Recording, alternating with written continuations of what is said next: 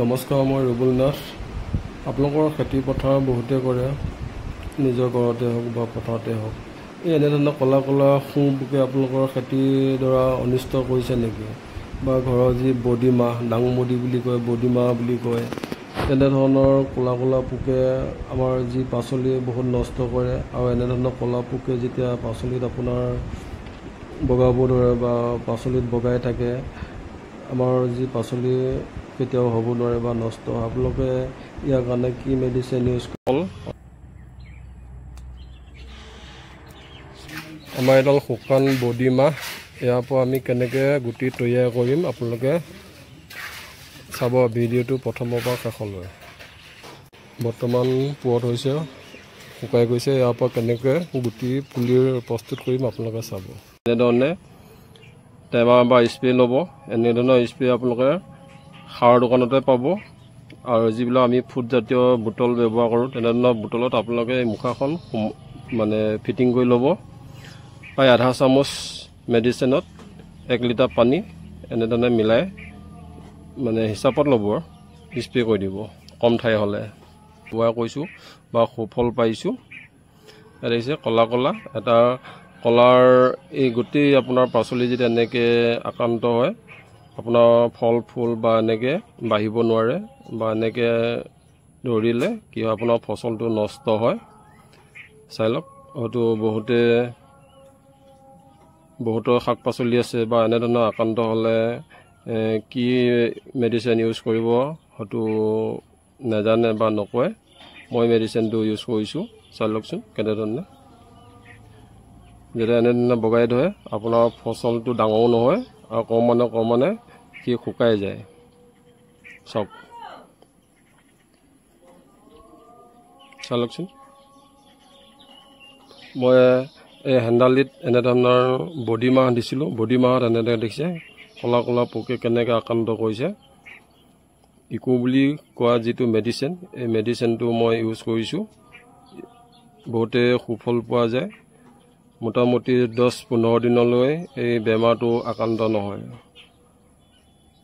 আজি যদি স্প্ৰে কৰিছে, হয়তো আপুনি তাৰ ফলাফল কাইলৈ দেখিব।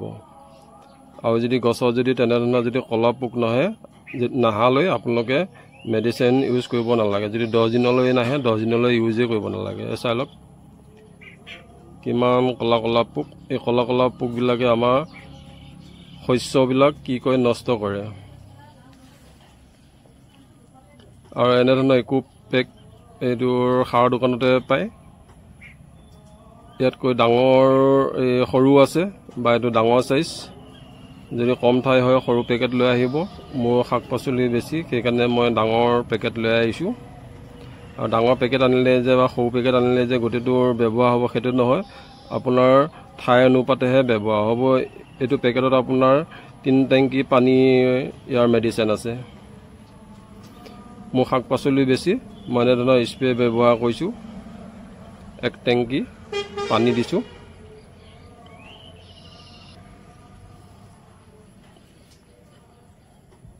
এনেধৰণে স্প্ৰে কৰিছোঁ। আৰু স্প্ৰেটো এটাই ভাল, স্প্ৰেটো কৰিব জানিলে আপোনাৰ বহুত দূৰলৈও যায় আৰু ফুলজাৰি মাৰা তেনেধৰণেও যায়। ইয়াৰ ওপৰৰ যিটো এই পিতলৰ মূৰাটো আছে পইণ্টটো, এই পইণ্টটোতে তাৰ পানী দূৰলৈ যোৱা বা ওচৰতে দিব পৰা ব্যৱস্থা ইয়াতে আছে, তাৰ পইণ্টটো। এইবিলাক চাই লওক, চব ক'লা ক'লা পোক। এই ক'লা ক'লা পোকবিলাকে আমাৰ শস্যবোৰ নষ্ট কৰে। আমি হয়তো শস্য কৰোঁ বা তেনেধৰণৰ ফচল কৰোঁ, তাৰ প্ৰতিষেধক হিচাপে নজনাৰ বিনিময়ত আমি ইমান কষ্ট কৰা ফলখিনি আমাৰ চকুৰ আগতে নষ্ট হয়। সেইকাৰণে ইমান কষ্ট কৰোঁ যেতিয়া তাৰ প্ৰতিষেধক হিচাপে কিছু জানিব লাগিব। বা তেনেধৰণে হ'লে আপোনালোকে সাৰৰ দোকানত যাব, তাৰ পৰা মেডিচিন আনিব পাৰিব। কেনেধৰণে ব্যৱহাৰ কৰে, কেনেধৰণে ইউজ কৰে, আপোনালোকে সবিশেষ কথাখিনি জানি ল'লে আপোনালোকে ভিডিঅ'সমূহ পাবলৈ মোৰ ফেচবুক পেজটো ৰুবুল নাথ চাব আৰু ইউটিউব ব্লগৰ ৰুবুল নাথ মৰিগাঁও আছামত চাব। থেংক ইউ, সকলোকে ধন্যবাদ জনালোঁ।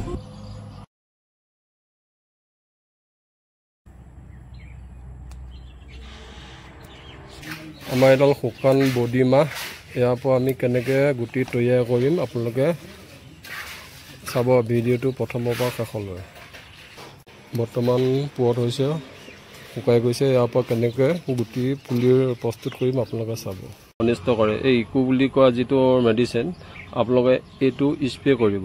কেইবা প্ৰকাৰৰ পোক পৰুৱা আছে। এই পোক পৰুৱাৰ যিটো মেডিচিন আপোনালোকে যদি শাক পাচলিত স্প্ৰে কৰে, স্প্ৰে কৰিলে এই পোক পৰুৱাবোৰ আঁতৰ হৈ যায়। আৰু কম যদি ঠাই হয়